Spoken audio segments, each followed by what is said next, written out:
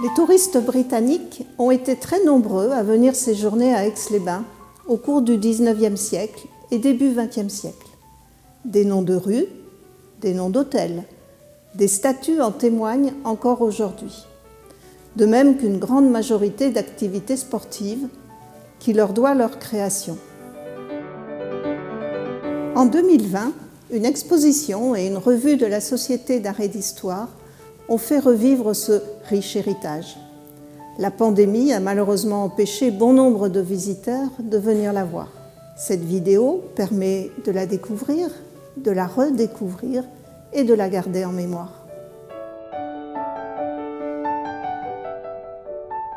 Nous devons aux Britanniques d'avoir largement contribué au développement du tourisme.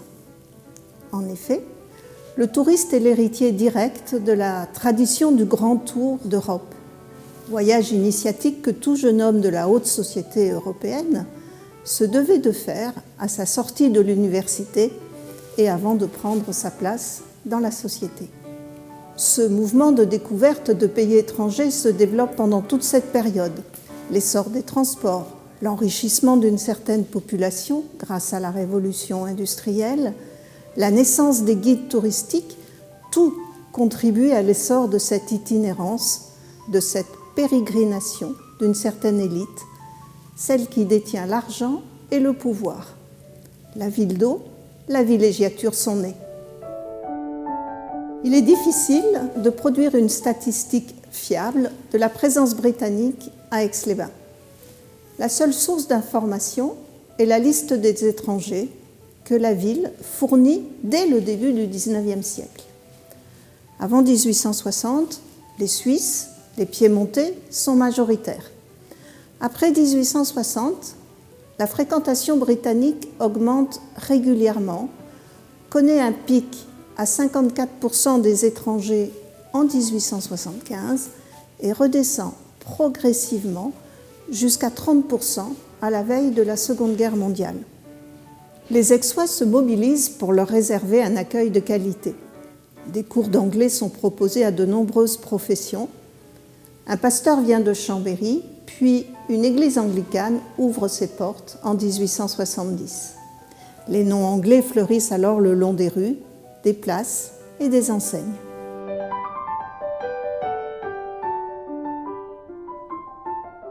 À la fin du XIXe, pour représenter cette colonie britannique, la reine nomme un agent diplomatique et entre les deux guerres, un consulat est ouvert dans un immeuble de la place des Thermes.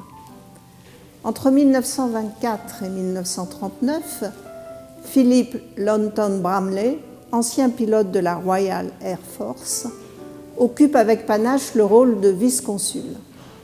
Les Anglais célèbrent également à Aix-les-Bains les fêtes de l'Empire britannique.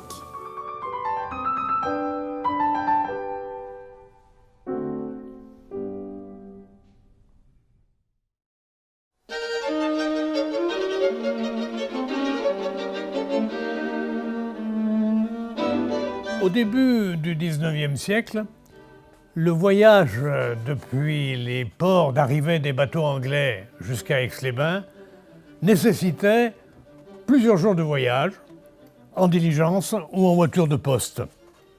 En 1858, en Savoie, le chemin de fer Victor-Emmanuel de Saint-Jean-de-Maurienne à Aix-les-Bains est raccordé à Culose au chemin de fer du Paris-Lyon et de Lyon à Genève.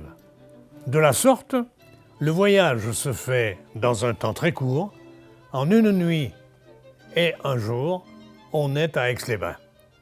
En 1869, la Malle des Indes, ce train international transportant le courrier de l'Angleterre vers les Indes et qui jusque-là utilisait l'itinéraire par Marseille, est détourné depuis Mâcon vers Bourg-en-Bresse, Ambérieu, Aix-les-Bains et Modane.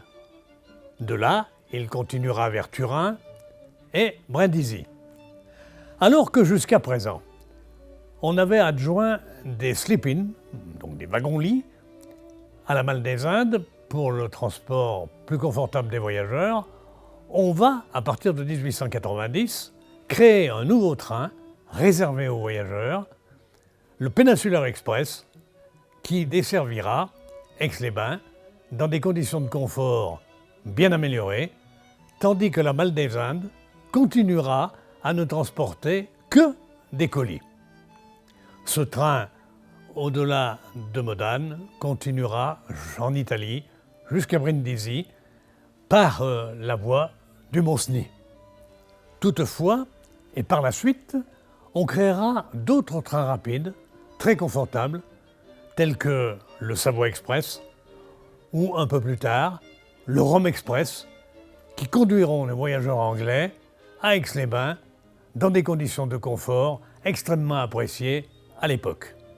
Dès le début du XXe siècle, 5 allers-retours, quasiment tous les jours, entre Londres et Aix-les-Bains, vont apporter des facilités aux voyageurs que l'on n'avait pas jusque-là. Mais dès 1938, les voyageurs fortunés vont pouvoir utiliser pour la première fois l'avion.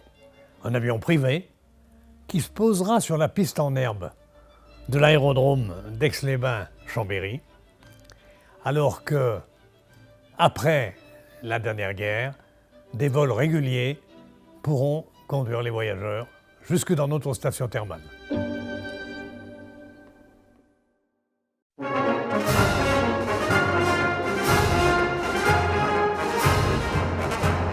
Dans les années 1880, la reine Victoria, souveraine du Royaume-Uni, de Grande-Bretagne et d'Irlande, règne alors sur la plus grande puissance industrielle et commerciale du monde, l'empire sur lequel le soleil ne se couche jamais. Elle est montée sur le trône depuis presque 50 ans et jouit d'un prestige immense. Alors, ces voyages d'agrément à l'étranger sont rares. Mais c'est sa fille Béatrice, âgée de 26 ans, qui avait suivi des soins à Aix en 1883, qui la convainc, par son enthousiasme, de venir en Savoie. Elle se rend par 3 fois dans la cité aixoise en 1885, 1887 et 1890. Ces 3 séjours n'ont rien d'officiel. Pour des raisons de protocole, la reine voyage sous le nom de comtesse de Balmoral, mais ses villégiatures sont considérables pour Aix-les-Bains. Elle aura passé au total 73 jours dans la luxueuse annexe de l'Hôtel de l'Europe, la Villa Mottet, renommée rapidement Villa Victoria. L'hôtel est alors installé au sein de l'un des plus beaux parcs de la cité thermale. La reine Victoria aura tout de suite un coup de foudre pour Aix-les-Bains. Son décor entre lac et montagne, son climat, ses habitants, ce qui explique sans doute qu'elle fera acheter des terrains à Tresserve avec l'idée de faire construire une résidence sur la colline. Le projet ne fut pas concrétisé, mais témoigne tout de même de son réel engouement pour la Savoie. La reine Victoria apprécie le dépaysement, bienvenue après les sombres hivers londoniens, les lourdes contraintes de la cour et du pouvoir politique. Bien sûr, même en vacances, elle doit consacrer chaque matin 2 heures à dépouiller et répondre au courrier royal. Cependant, les visites protocolaires se limitent au strict minimum. Elle préfère les rencontres distrayantes, quelquefois improvisées et rarement politiques. Elle visite et reçoit la plupart des membres de l'aristocratie britannique installés ou de passage comme Lady Wally, la comtesse Somers ou Lord Gower. Les propriétaires des belles demeures environnantes lui ouvrent leurs portes, Elle peut très librement choisir d'entrer de manière impromptue dans les châteaux de Bourdeau, de Bonport, la Villa Bellevue, le Splendide Hôtel et le Château Brachet où nous nous trouvons actuellement.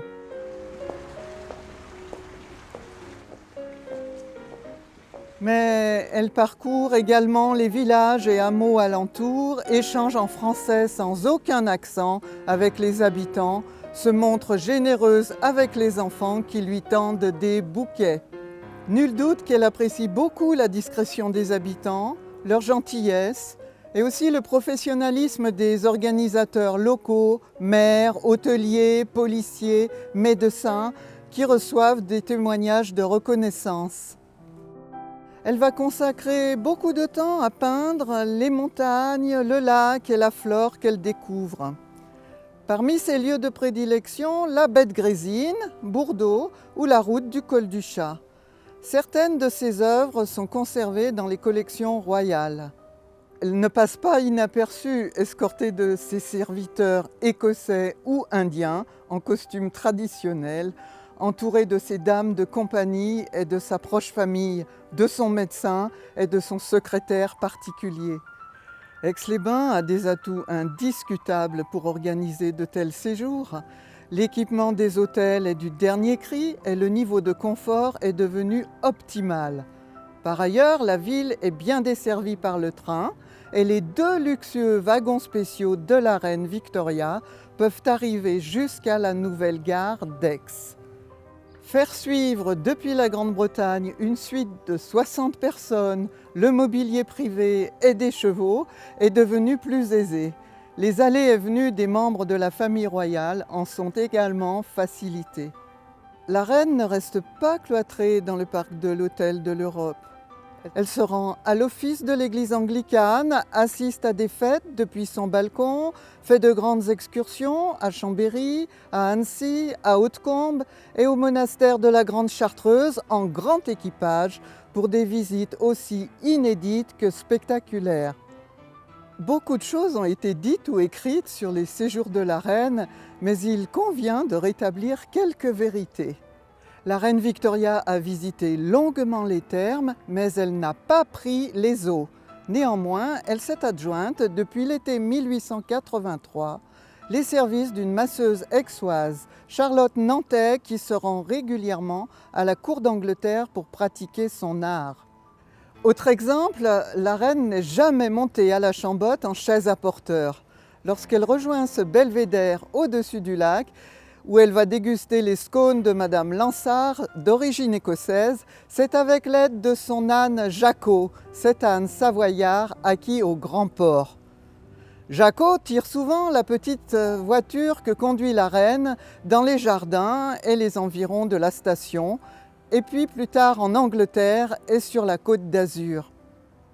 Même si la présence saisonnière des Britanniques est bien antérieure à la fin des années 80, nul doute qu'en fréquentant la ville, elle donne un nouvel élan à l'engouement britannique pour la petite station thermale savoyarde. Lorsqu'elle préférera par la suite fréquenter assidûment Nice et la Côte d'Azur, la reine Victoria gardera toujours pour Aix-les-Bains un attachement sincère.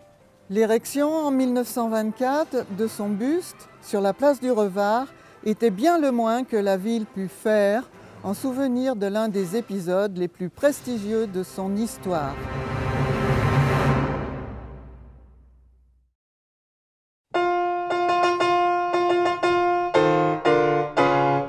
La princesse Béatrice, la fille cadette de la reine Victoria, souffrait de rhumatisme aigu. En 1883, le docteur James Reid, médecin personnel de la reine Victoria, l'adresse au docteur Garot qui lui conseille de faire des cures à Aix-les-Bains. Donc elle a été prise en charge pour sa cure par le docteur Francis Berthier qui exerçait dans ces lieux dont on retrouve les initiales sur la cheminée.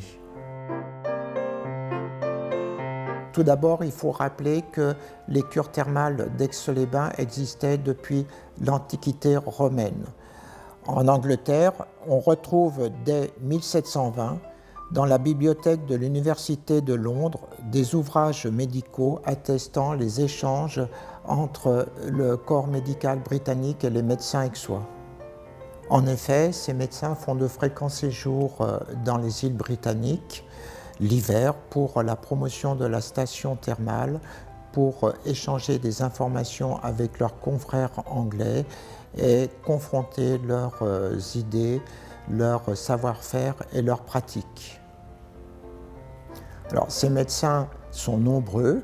On peut citer le docteur Joseph Despines, qui, après un voyage en Écosse en 1822, introduit la douche écossaise à Aix-les-Bains.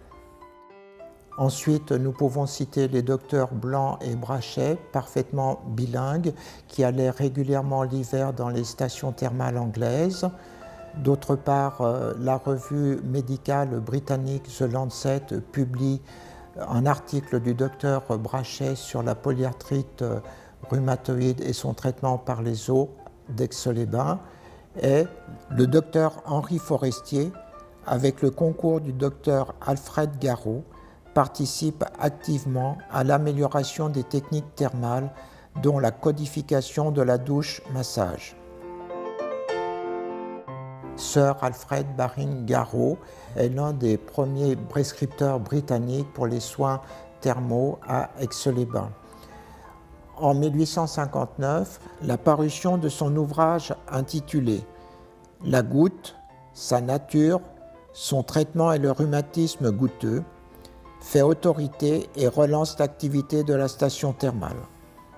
En effet, ce médecin a adapté la cure thermale au traitement de la goutte. Pour accueillir cette clientèle britannique importante à cette époque, de nombreux guides ont été écrits directement en anglais ou traduits du français. Les curistes anglais sont accueillis soit par des médecins aixois, soit par des médecins britanniques qui sont venus s'installer à Aix-les-Bains pour accueillir leurs patients, en particulier les docteurs Stanley Morton Rendall et le docteur William Wakefield.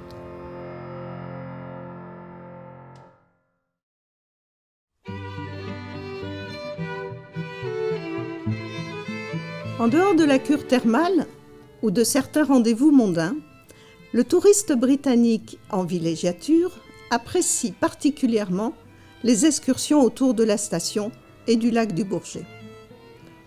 Depuis fort longtemps, le site de l'abbaye d'Hautecombe est des plus prisés. Le simple visiteur ne découvre que l'église et les nombreux cénotaphes des princes de la maison de Savoie, dont celui de Boniface, qui fut archevêque de Canterbury. Seule la reine Victoria a pu visiter le cloître et les appartements royaux. De même pour les excursions à Saint-Pierre de Chartreuse et son monastère, connus dans le monde entier. Autre site privilégié, l'auberge de la Chambotte, afin d'admirer la vue exceptionnelle sur le lac et d'en déguster les fameux scones So British. Bien entendu, les Britanniques sont attirés par les paysages alpins qu'ils découvrent, comme Chamonix et la mer de glace. Plus près d'Aix-les-Bains, ils découvrent bien évidemment les environs immédiats, les thermes de Marlioz et leur parc, les gorges du Sierrose et celles du Fier pour le Grand Frisson, ou encore le plateau du Revard, accessible par le chemin de fer à Crémaillère à partir de 1892, d'où l'on découvre le Mont Blanc. Au fil des époques, pour se déplacer, on louait à la journée des voitures à cheval ou plus tard des automobiles dans les premiers garages. On empruntait les omnibus ferroviaires pour les gorges du Fier, Chamonix ou Annecy, puis, dans les années de l'entre-deux-guerres, les cars d'excursion. Somme toute, les destinations des visites n'ont guère changé avec le temps.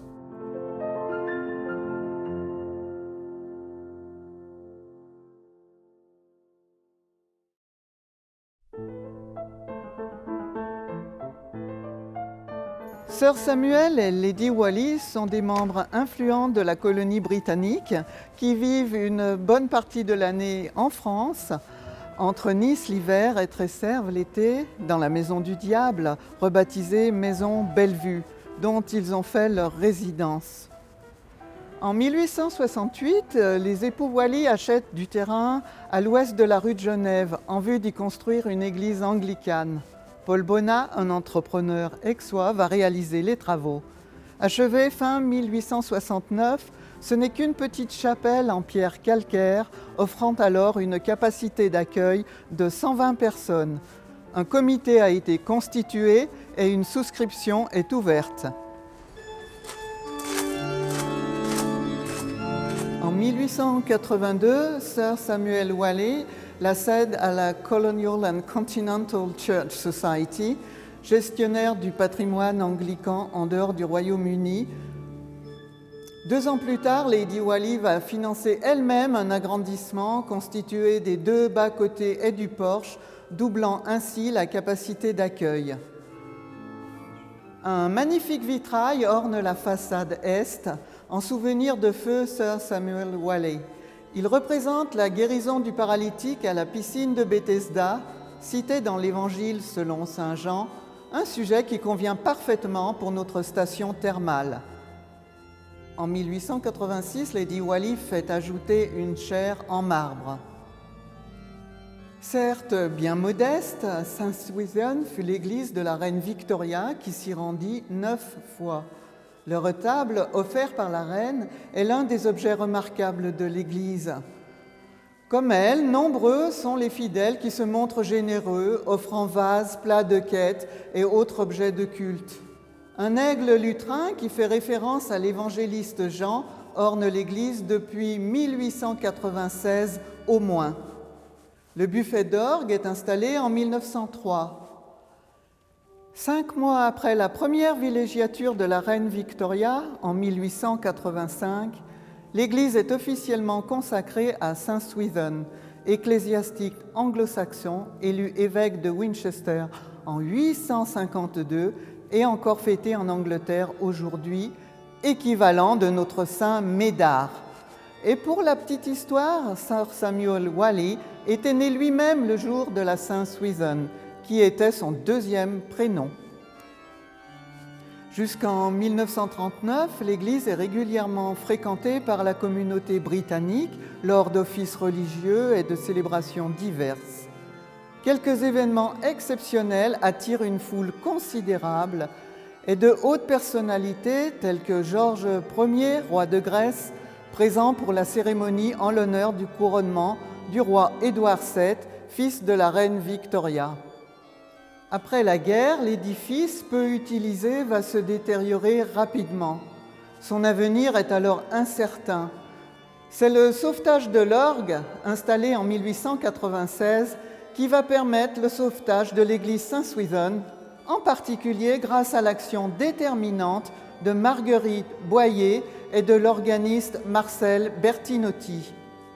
L'église, vendue à la ville en 1976, devient un centre œcuménique et culturel permettant d'y organiser des cérémonies religieuses ou encore des concerts grâce à l'association Les Amis de l'Orgue de l'église Saint-Swithin.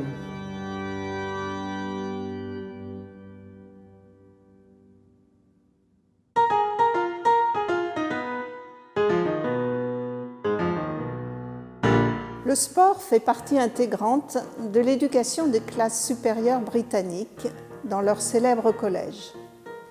Ils aiment donc à retrouver dans leur voyage les activités qu'ils ont l'habitude de pratiquer chez eux. À Aix-les-Bains, ils assistent, toutes générations confondues, aux courses de chevaux sur l'hippodrome construit en 1884.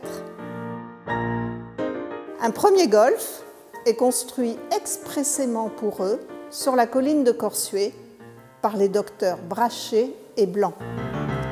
Il est remplacé par un nouveau parcours près de l'hippodrome, comprenant alors 18 trous à partir de 1926. Le lawn tennis est un des autres sports privilégiés des Anglais. C'est d'abord dans les hôtels que les premiers cours sont installés, comme au Splendide, à la fin des années 1880.